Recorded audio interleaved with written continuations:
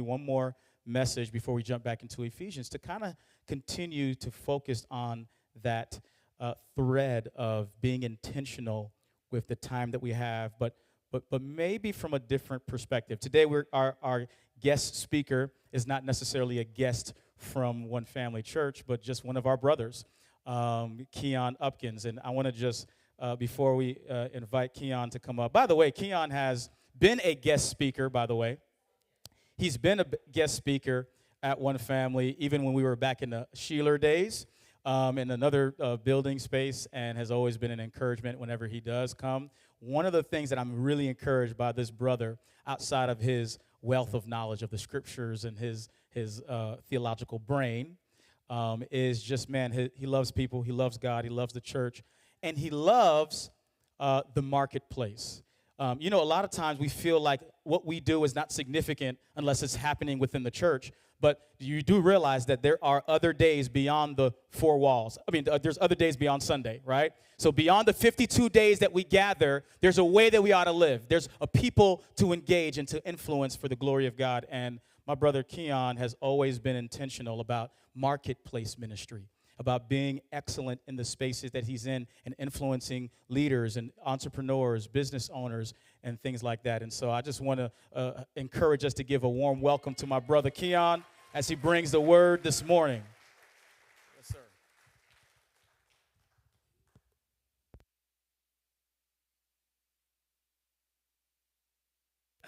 I got a little more height than some folks, so you know.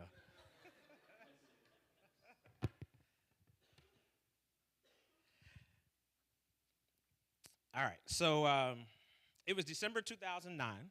My wife Ashley and I were visiting her parents who were living just outside of Newark, New Jersey, in a small town called Union, New Jersey at the time. I was excited, right? So this is, we had just kind of finished college, and this is my first extended time in the Northeast. Specifically, I was close enough to New York City that I'm going to call it New York City. And so my sister-in-law's birthday was coming up. And her boyfriend had the idea that, or who is now her husband, wanted to surprise her with a trip to this small city, Mill Run, Pennsylvania. Now, if you've never heard of Mill Run, Pennsylvania, that's fine because most people have not. But what's in Mill Run, Pennsylvania is a famous house that architect Frank Lloyd Wright designed for, I think it was a design department store owner. The name of the house is called Falling Waters, and it's a museum now, and people go and check it out.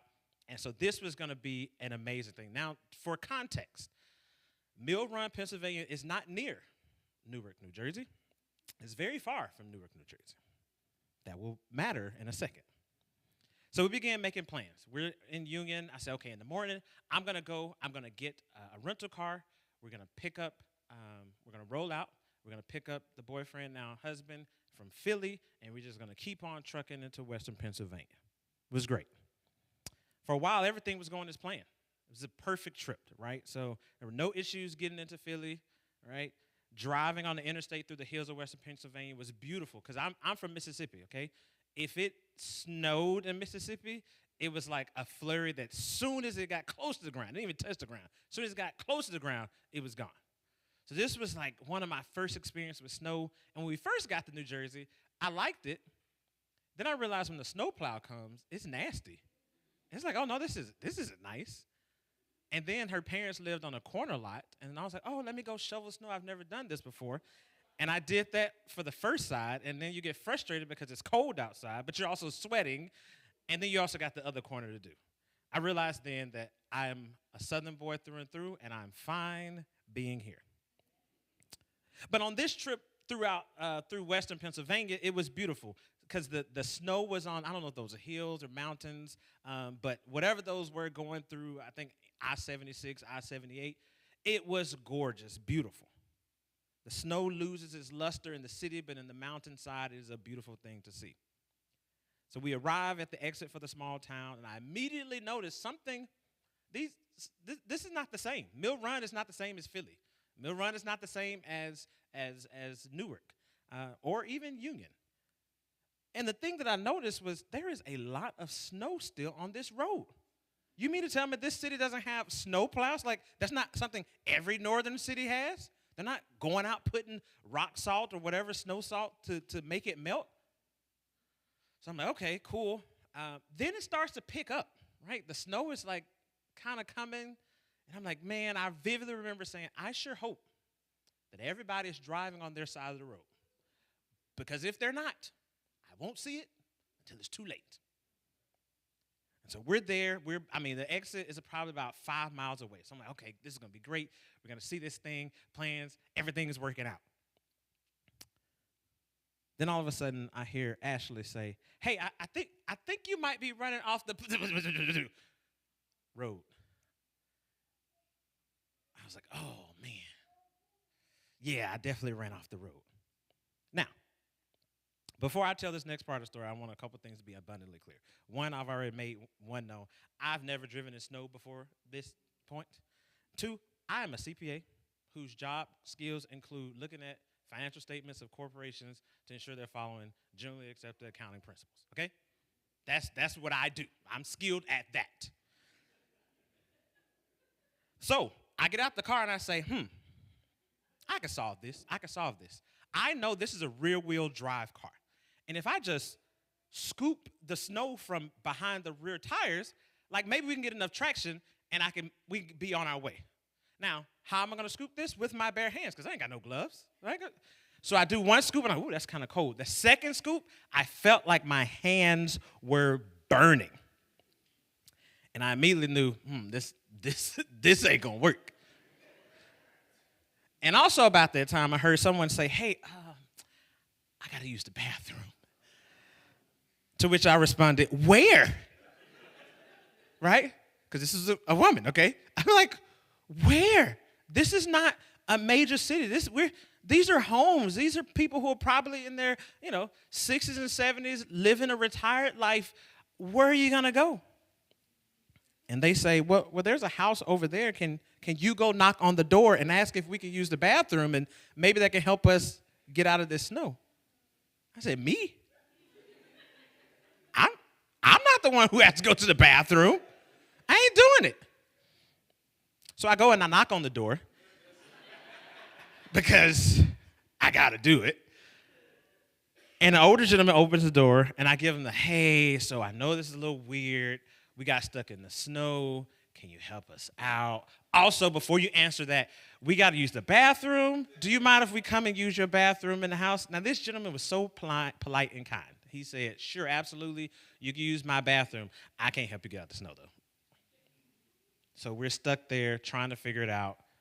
Finally, somebody actually does come and get us out the snow. I try to offer him some money. He's like, no, don't worry about it. I was like, this is the type of people I like.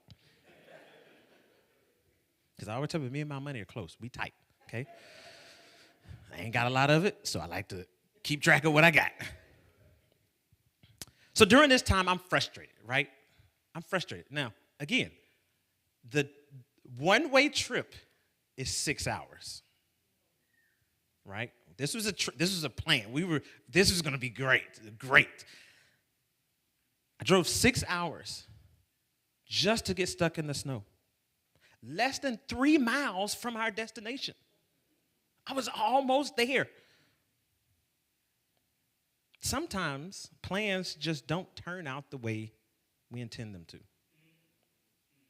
In spite of our best intentions, in spite of all the preparation, sometimes things just don't go the way we want them to. A couple weeks ago, we heard from Pastor Rusty Gunn that today matters. Time matters. You've got a limited amount of it, so make the best use of what you have.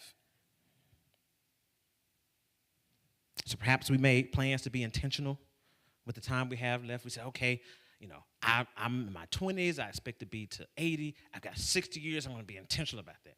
I'm 60, and I expect to be 75. I've got way more behind me than I've got ahead of me. I'm going to be intentional. God is going to use me. This is going to be great. We heard last week from Pastor Mello that our work matters.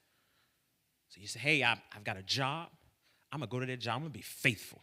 I'm going to be the best Christian they ever seen. If I'm a student, I'm going to be the best Christian student they done ever seen. if I'm a mom or dad, a husband or wife, listen, they don't know what they got. This has been a life-changing sermon, and life is going to be different. So we made plans like Joseph. We will be faithful in our workplace and the things that we have. Faithful coworkers, faithful neighbors, brothers, sisters, drivers on the road. We're going to be faithful. Husbands, wives, parents, and children. And no doubt in making those plans, we thought about all the positive things, right? Because nobody makes plans be like, okay, none of this is going to work out. Like, I didn't make the plan to go to Mill Run, Pennsylvania and say, you know what, let me see if I get stuck in the snow. Now, I should have, okay? I should have thought about that. But again, I don't know nothing about this. I didn't make plans for that. I thought about all the positive things that were going to happen as a result of my faithfulness and my planning. But what happens when our faithful commitments don't always lead to favorable circumstances? What happens when we make faithful commit? Like, you're doing the thing you're supposed to do. Right? I hear people say all the time, favor ain't fair. You know who ain't saying it? The person who is not currently seemingly in the place of favor. Not that they haven't been faithful, but they're not receiving it. We hear the story of Joseph and how he was elevated to be the second in command in Egypt. And we forget the many years he spent in that cell forgotten because of his faithfulness. Not he wasn't there because he didn't go to jail because he did something wrong. His faithfulness, telling that woman, hey, unhand me, woman. I'm pursuing purity. That's what landed him in jail, to be forgotten. Those who feel like they're in a season of life where they are forgotten about, left to rot in a cell, we don't say favor ain't fair. It's true. Favor ain't fair. Because I'm supposed to be experiencing favor. And I ain't getting it. Not only has our faithfulness led to harm, but the lack of faithfulness, it's not just that we're experiencing harm by our faith, but I look out, because, we compare all the time. We're great comparing people. And you look out and you be like, well, I'm faithful. And this is what I get. That joker over there is not faithful at all. And it seems like everything is going his or her way. What gives? Matter of fact, it seems like their lack of faithfulness is what's leading to their prosperity. What do we say to the brother or sister who chooses faithfulness in the workplace and finds their opportunities are limited as a result? Oh, you gonna do the right thing? Nah, you could stay in this clerk position. Oh, you're gonna actually encourage and love your employees? No, that's not our culture. You need to be cussing folks out, right? They ain't working unless they working 50 hours a week.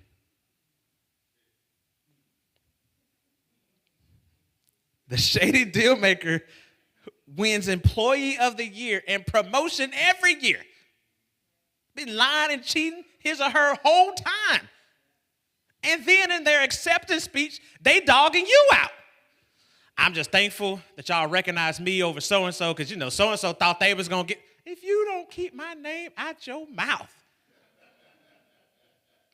What do we say to the man or a woman who has chosen to be faithful to God in their relationships and that spouse that they have been longing and praying for still ain't showed up yet?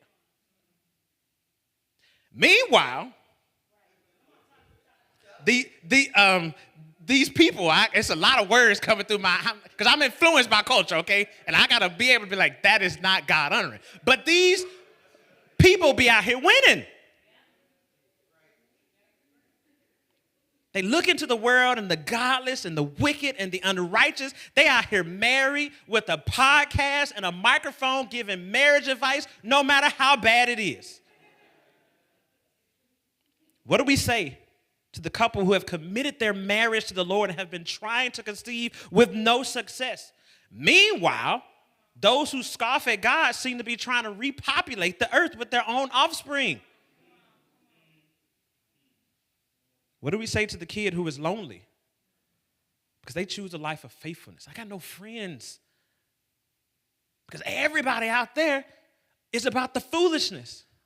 But I want to honor God with what I have. I want to honor God with my life, but I feel lonely. Everybody comes to school and talks about all the fun they had, hanging out at so-and-so's house, doing all these things. And if I would just stop being such a Jesus freak, maybe I could join them for a little bit of fun too. What do we say to people who are struggling to find joy in the midst of suffering, chaos, and confusion? Favor ain't fair. I guarantee you that. Well, luckily, we don't have to say anything more than what the Bible has already said. Praise the Lord. I want everybody to turn with me to your favorite and most read book of the Bible. I know it's your favorite book. You probably were studying this earlier. I'm glad it's not there. Listen. Is that Siri? Siri has perfect timing, okay? Perfect timing. I want everybody to turn with me to the book of Habakkuk. Right? So, right. Yeah. So it's going to be after Genesis and before Revelation, okay? So I'm sure you can find it. It's in the Old Testament. It's a minor prophet toward the back of the Old Testament. If you find Nahum, you're in the right area. Habakkuk is a prophet to Israel during the time. You can be finding it while I'm talking. Habakkuk is a prophet to Israel during a time when they abandoned their God and his ways. Like, if you know the story of Israel, it is a story of like, golly, y'all just can't get right.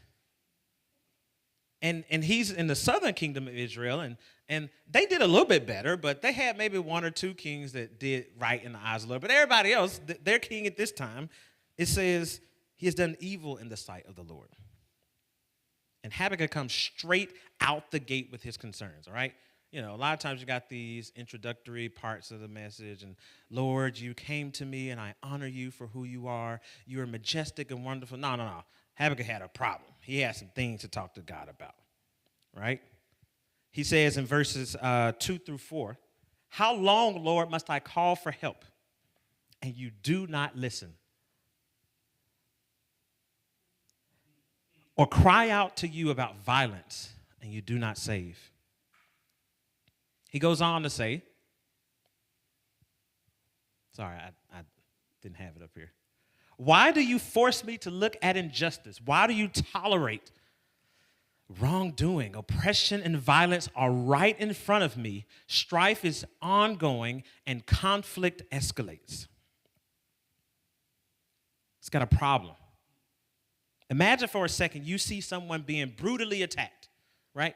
Brutally attacked. And you see a police officer, and you're like, hey, help. And that police officer is in the diner, right by the window. He looks out, and he goes right back to eating his donut and drinking his coffee. You would be livid. He'd be like, what use are you? What are you doing? That's not what you're supposed to be doing. This is the issue Habakkuk has with his God, with our God.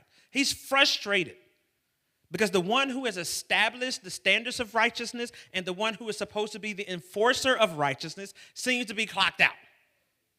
Holler at me in about 30 minutes when I clock back in, then I'll address it. He's like, no, we need you now. It seems as though God sees this wickedness in those who are called by his name, and he is indifferent. There's nothing worse than someone who has the power to change something being indifferent about the thing that exists. It's nothing worse than seeing a leader at the workplace who knows somebody is cheating, and it's like, it is what it is. When I read this, I wonder if we have the same view of wickedness in our own world. Like, when we see wickedness and unrighteousness and ungodliness, do we say, God, where are you? Can you deal with this? We hear Paul say in Galatians, let anyone who comes and preaches a different gospel be cursed. Anathema to them. Those are very strong words. We've got a lot of different gospels in our day and age. Are we looking at God and saying, God, handle this? And I'm not saying, like, take the person out. Like, I'm not saying that. I'm saying, but God, I want you to do something about this. I want you to, when I hear, especially in the body of God, when I hear unrighteousness and ungodliness and wickedness, and we're okay with it, we accept it. Matter of fact, we participate in it.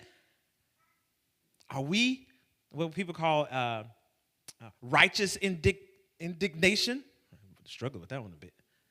Do we have righteous indignation when we see ungodliness go forth from those who are supposed to be called by the name of God?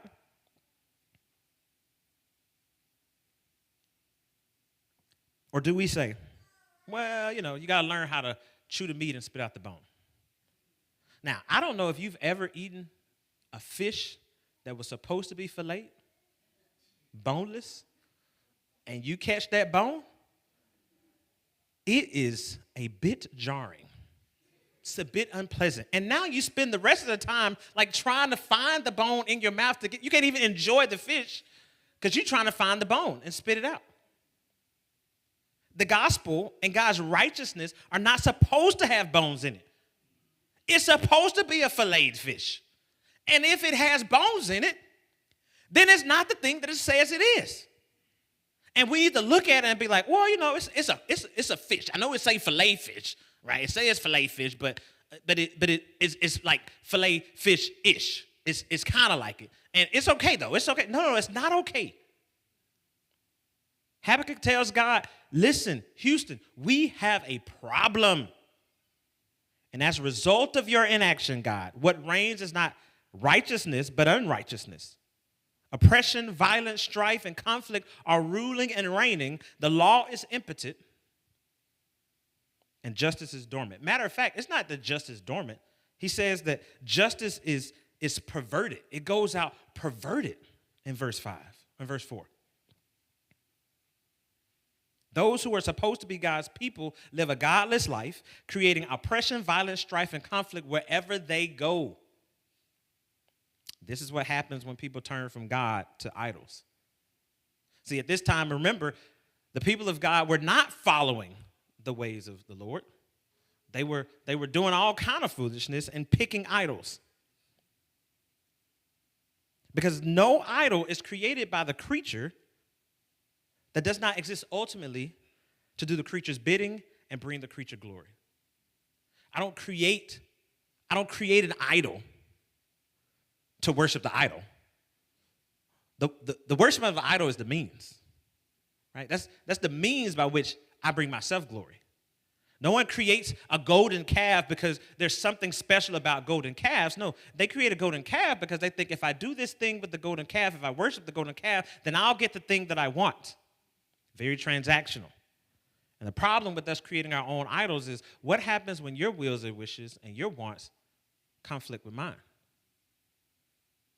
Now there's strife. Now there's conflict.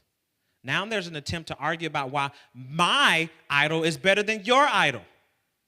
Why my idol is more God-honoring than your idol. And you can pick. So we don't make golden calves. I hope nobody's in here making golden calves. We don't make wooden idols anymore. But rest assured, we find things to prop up and worship in our own lives. And we do it not because the thing deserves the glory, because we want the thing to give us glory. We want the thing to give us what we want. We want to be able to use it to tell other people what they ought to do. Oh, you want to do that? No. You can't do that because of this idol in my own life. I think and I'm going to say this every time I get up because it's my hobby horse. It's my soapbox. I think in the American church, one of our greatest idols is our politics. We latch ourselves on to a political party or a political candidate, and it's like we lose any ability to call sin, sin, and also righteousness, righteousness. If we see something good in someone else who is not a part of our tribe, we refuse to say that thing is good and pleasing to the Lord. Why? Because my devotion is not to the Lord, my devotion is to my party or my candidate. When I see sin in my own candidate, it's like I go through all kind of mental gymnastics and hurdles to try to argue why sin is not sin. Why? Because my devotion is not to the goodness and righteousness of God. It is to my political candidate or party. And that, my friends, is an idol. And that, my friends, is why we see so much strife sometimes in our church, because now you've got people saying, I can't believe you voted for the Democrat. You cannot be a Christian. You know what Democrats believe? Oh, my gosh. I can't believe you voted for the Republican. You know who the Republican candidate is? This man is not of God. Yes, he is. He is God's salvation for the world. I don't know if y'all heard about somebody named Jesus, but that's who I want to talk about. But we can't even talk about Jesus because we too busy arguing about our idols. This is yes, okay. I'll get off of that. I know somebody gonna not be happy, and I don't care. Because here's the thing. I'm gonna say this, and I'm gonna back off. We're more willing to knock on doors of random strangers we don't know to convince them to vote for a candidate who don't even know us, than we are to talk to our neighbors, our friends, our family members about the Jesus who we say saved our lives. If that ain't problematic, I don't know what it is. All right, I'm done.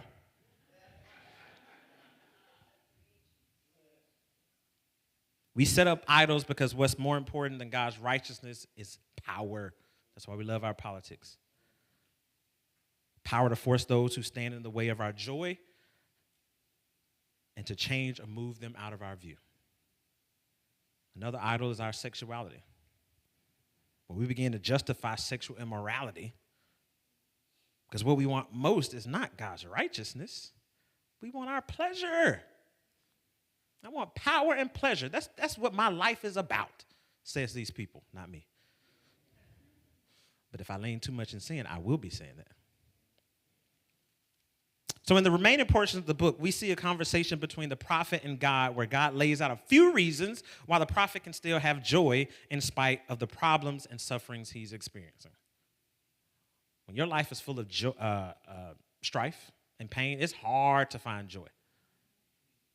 When death and destruction are surround you, somebody saying, just smile, is offensive. When your loved one dies and somebody says, it's okay, God never makes mistakes. But I'm about to, if you keep talking to me like this. Because you're not helping me. Like that in itself is not helping me point to the reason why I should have joy. So let's read verse 5, right? I mean, I have to have you put it on the screen. This is why the law is, no, this is 4. All right. Look at the nations and observe. Be utterly astounded, for I am doing something in your days that you will not believe when you hear about it. This is what I want to hear, right? God, I got a problem. I got a problem that I know you can solve. I need your help. God's response, don't worry about it. I know you called me, you said I was idle. You said I wasn't paying attention. You said I was silent. You said I ain't here. Don't worry. You better pay attention.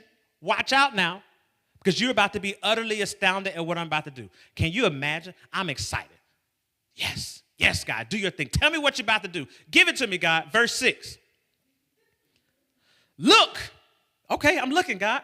I am raising up the Chaldeans or the Babylonians, that bitter, impetuous nation that marches across the earth's open spaces to seize territories not its own. Wait a minute, God. Now, that ain't exactly what I had in mind. See, the thing about God that we can rejoice in, and this we got to just walk with me. God is just, and we can rejoice in that. Even when his justice is not our justice. Even when his justice doesn't feel so just. Because God didn't say, you're right. Look at these evil and wicked people. I'm going to remove them from among you. That's what we want. God says, you're right. look at this evil and wicked people. I'm going to send somebody even more wicked to judge them for their wickedness. And matter of fact, because you're among the people, you will experience this fate as well. Wait a minute, God, that ain't it. That ain't it. We come to God with our problems. We usually have an idea of what we want him to do to solve it. But the problem with God, or at least our problem with God, is that he is not bound to our solutions. His ways are not our ways. In these two verses, a God who the prophet has said has sat back idly. Another one of my favorite passages is Job. I got a few of them in there, Job, but one of my favorite little sections where God talks to Job and says, "Where were you when I created the heavens and the earth? Did you number the stars? And you're going to take issue with what I do?" So when God get a little, aggressive, I'd be like, that's what I'm talking about, God. That's my God. I don't know where I was going with that, but I like it. Oh, he accused him of sitting idly by, and I'm thinking God is probably like, man, if you only knew my plan. I'm about to do something that you won't believe. I'm about to act in a way you said justice does not go forth. You just sit back and wait, buddy. Because I'm about to show you what justice looks like. I am just, and I will not allow wickedness to reign forever. If the people want oppression, violence, strife, and conflict, oh, don't worry. I'm going to give them oppression, violence, strife, and conflict. Don't worry, Habakkuk, I will not suffer fools gladly.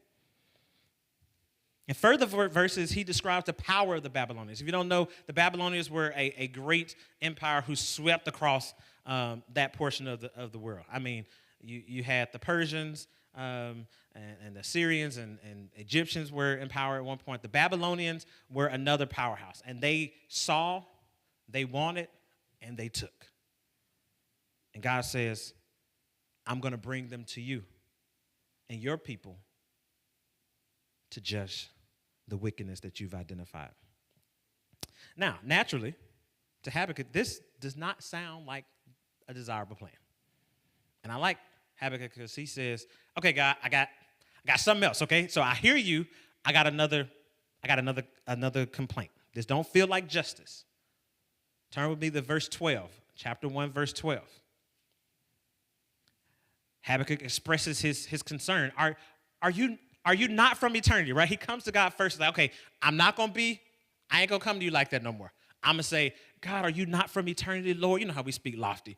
Lord, my God, my Holy One, you will not die, Lord. You appointed them to execute judgment, my rock, right? You start using like these terminology, like, God, I recognize who you are. You destined them to punish us. But here's my thought, God. I got some things I got to say. In verse 13, it says, your eyes are too pure to look on evil.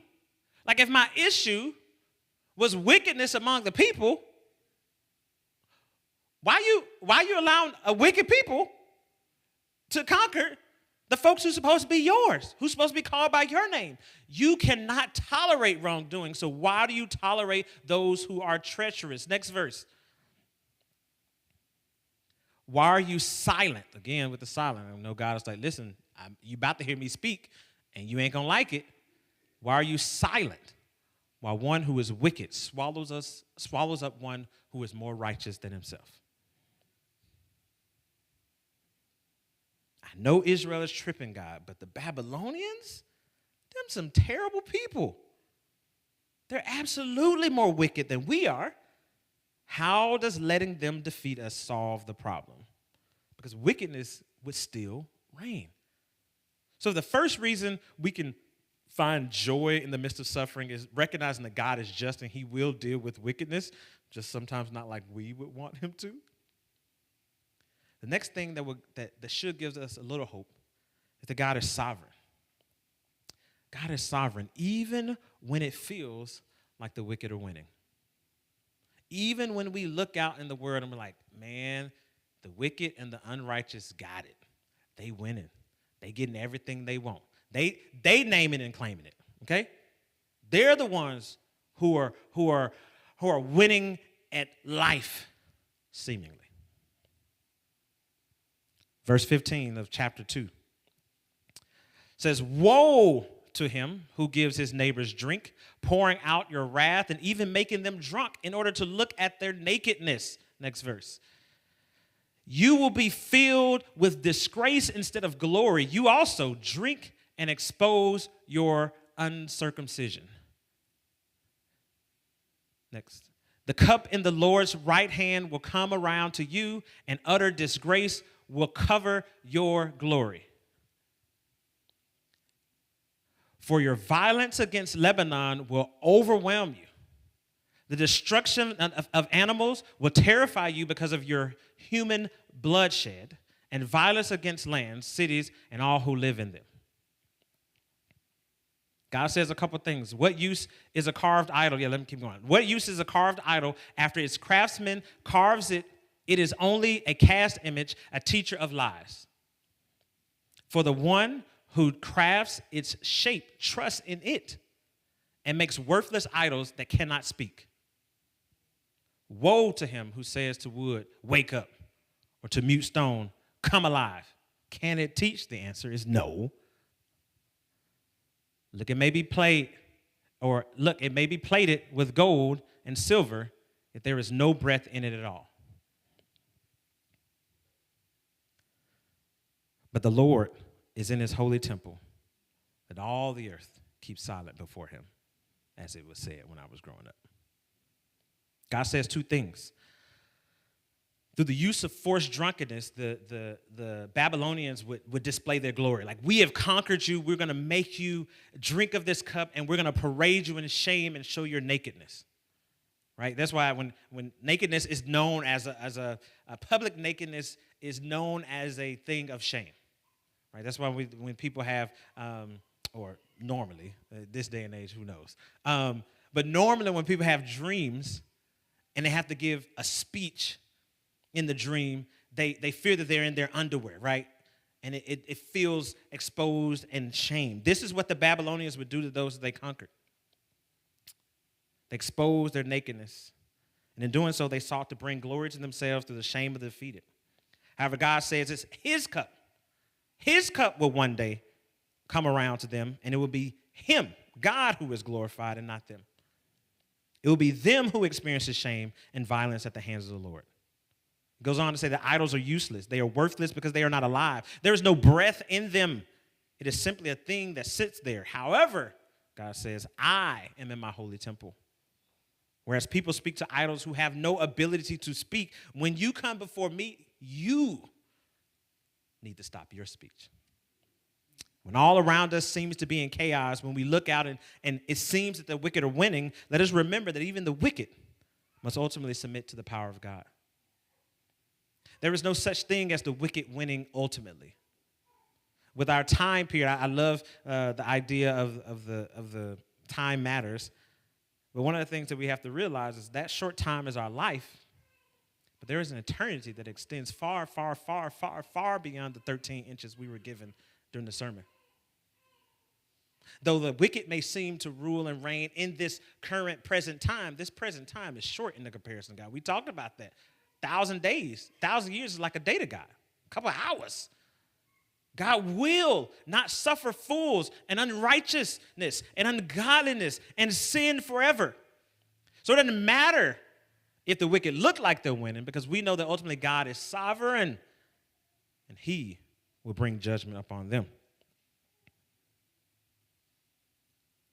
That's why Jesus could stand before Pontius Pilate and say, you have no authority over me except that which was given to you from above. I'm not worried about what you're going to do to me, because ultimately I know that whatever you do to me, God will win. Now, I know what you're saying. Yeah, that's my problem. Even in God's sovereignty, the Babylonians were empowered to defeat the Israelites. Pontius Pilate did, in fact, crucify Jesus. Let's not skip that part. And that's uncomfortable. It's not fun. I ain't never hung on a tree before, but I imagine being crucified is not very pleasant. And whatever the opposite of not very pleasant on the extreme side is painful. It's excruciating. The crucifix is excruciating. And while I appreciate that God is just and will, future tense, not suffer sin forever, that God is sovereign and he will, future tense, execute judgment on even his enemies, I am living in the present. How do I make it now? See, that's the problem for much of our gospel is our gospel doesn't empower us to live now. Our presentation of the gospel sometimes doesn't allow us to live now. It only talks about what's coming in the sweet by and by. And it doesn't connect how what's coming in the sweet by and by enables and empowers us to live now and encourages us. So the final point, how can we find joy in the midst of suffering? If God is just, even when his justice doesn't feel so just, if God is sovereign even over his enemies, the thing that really ties it all together is God is faithful, even when the promise feels far off. Chapter 2, verse 2 through 4, the Lord tells the prophet that though the promise is far off, it will certainly come. The Lord answered me, write down this vision, clearly inscribe it on tablets so one may easily read it. For the vision is yet for the appointed time. It testifies about the end and will not lie.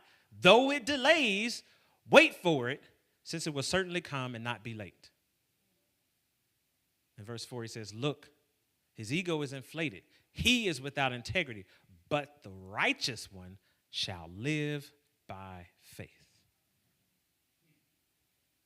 The Lord tells the prophet, it's far off, but it will certainly come. And catch this, it won't be late. Right? He's an on-time God. Yes, he is. Oh, on-time God. Yes, he is. He may not come when you want him, but he'll be there right on time. He's an on-time God. Yes, he is. Many times we think what God needs to do needs to happen now. But the reality of the matter is we don't know God's plan, and we don't know the fullness of God's plan. It will certainly come, just maybe not when you want it, but it will be there right on time. And because of that, God encourages the prophet that the righteous shall live by faith, faith being the substance of things hoped for, the evidence of things not seen. Lord, I have heard your promise, and though I don't see it, I believe that it will surely come to pass. I see the wickedness that exists. I see my unmet desire. I see all these things, and I still trust that you will bring it to pass. Why? Because you are faithful, and every promise that you've given, you have brought to pass. And there's only then that we are able to survey the world around us and still move with joy in our hearts. Last section of verses. This is why Habakkuk actually is one of my favorite books. Says in chapter 3, verse 16 through 19, though the fig tree bears no fruit, or actually before this, I heard and I trembled within, my lips quivered at the sound of all the things that God said he was going to do. Rottenness entered my bones, and I trembled where I stood because God said he was going to do something awful. Now I must quietly wait for the day of distress to come against the people invading us. This is the thing that was astounding that he was going to see. That God was going to bring great tribulation upon the people. And this part right here, though the fig tree bears no fruit, and there's no fruit on the vines, though the olive crop fails and the fields produce no food, yet I will, though the flocks disappear from the pen and there are no herds in the stalls, yet I will celebrate. I will rejoice in the Lord. I will rejoice in the God of my salvation. Finally, he says, the Lord, my Lord, is my strength. He makes my feet like those of a deer and enables me to walk on mountain heights for the choir director on string instruments. He says, I hear all that you're going to do, and I recognize that it's going to be terrible. It's going to be, there's no food. There are no animals. There's famine in the land, which is one of the things that God said he would do if the people disobeyed. I know it's going to be tough, yet and still I will rejoice in the Lord. I will rejoice in the Lord of my salvation because he gives me the ability to navigate the rugged terrain, some of them say. It's only then that we can have joy in our hearts. Just before this, the prophet talks about what God is going to do. He will come and make low those who establish their own glory. But I want you to hear this and that. The salvation is not there yet. He says, I rejoice in the Lord of my salvation, or because of the salvation he will bring. But guess what? The salvation is not there. So that means you can find joy before ultimately receiving the thing that is promised because of the one who is given the promise. I can find joy though all around me is craziness and madness, and the political environment is crazy, and the economic environment is crazy, and my family life is crazy, and all the things around me are just going to hell with gasoline draws on, as we used to say. Everything is going bad. Yet and still, I can rejoice because I know who is giving me a promise. There's no promise of when the promise will arrive. Right? It's not like, oh, I'm going to rejoice because I know in 5 months I'm going to get this thing. Because if it's 6 months, then me and No. I can rejoice because God has made a promise to me. There is a confidence that the Lord would be his strength and enable him to navigate the rugged terrain. This is the secret to joy in the hard times. Joy when the wicked are winning. Joy when nothing is going your way. Joy when you don't even know if the thing you so desperately desire will ever come to pass. That's the thing. Just because you desire it strongly doesn't mean that you'll ever get it. The spouse you're praying for is nowhere in sight. And you've been on all the dating apps. You've been to all the places you're supposed to go. You've been at the churches with all the young folks. Yet and still, I'll rejoice in you because you will give me the ability to navigate this rugged terrain of singleness and unmet desire. The child from my own womb is nowhere in sight. And I've done all the things. Yet and still, I rejoice in you because you will give me the ability to navigate this tough and rugged terrain of a closed womb and unmet desire. The healing for my relationships with my parents or my siblings and my children is nowhere in sight. Nowhere in sight. I look at this person and I'm like, it's got to be God because it ain't happening right now. Yet and still, I will rejoice in you because you will give me the ability to navigate this tough and rugged terrain. The confidence to parent, right? If you're a parent in here, and I'm a parent, and I know it's tough. Many days you're like, I ain't doing this right. I know I ain't doing this right. The confidence to parent, or I'm a husband. Sometimes as a husband, like, I know I got to be better because I ain't doing this right. The confidence to parent or husband or wife or child well is nowhere in sight because you've been trying, and every time it seems like, God, dog, I always mess up. Yet and still I rejoice in you because you will give me the ability to navigate this tough and rugged terrain and the grace for those around me to love me in spite of. The wicked seem to be winning and cheaters are indeed prospering. I know they taught us cheaters never win, but it sure looked like cheaters winning today.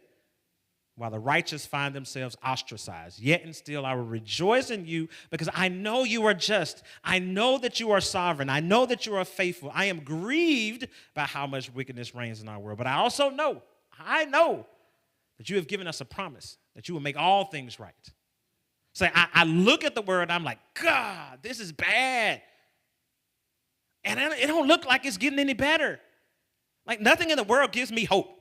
Like I don't know if you all look in the world and be like, oh, I've got hope for this world. We're moving in the right direction. No, some things are good. A lot of things ain't. But I know that you have given us a promise one day that you will make all things right. That there is coming a day when you will make your enemies, God, a footstool for you, and those who have placed their faith in Jesus Christ will fully enter into the great wedding feast between Jesus and his bride. That no matter what happens in this world, no matter if my desires remain unmet for the entirety of our lives, one day I will receive the thing that I can't even imagine, exceedingly abundantly more than all that we can ask or think. It's not just for what he's going to do here in this earth. He will do some of that, but everything we imagine about heaven and glory and God and the kingdom, it's small. It's too small. It's going to be better than that. It's going to be greater than that. It's going to be more awesomer than that. So come what may, come hell or high water, I will rejoice in you because your promise is secure, a promise that a day is coming. I love Revelation. People are like, oh, I hate it. It's scary. Don't skip it. Don't skip it. Yeah, but wait till you get to Revelation 20, 21. Because then there's a promise. That a day is coming where there will be no more sorrow. There will be no more tears. There will be no more mourning. There will be no more sadness. We won't need the I can't spell. We will not need the S-U-N son, because the S-O-N son will be our light. This is why we can rejoice though everything around us is terrible. That I don't have to mourn and, oh my gosh, did you see what happened in the press conference? Yeah, that was crazy. I saw it. It's cool. I mean, maybe, but it's cool with me. It's well with my soul. Because I'm going to be all right, okay?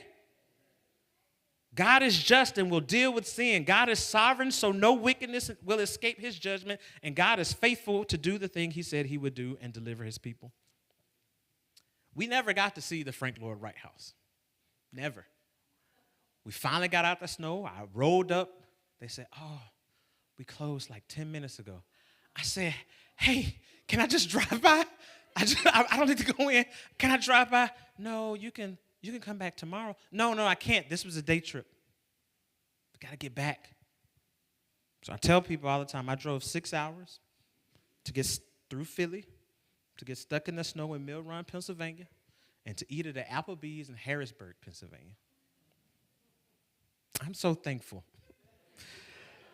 No, this is good. This is good.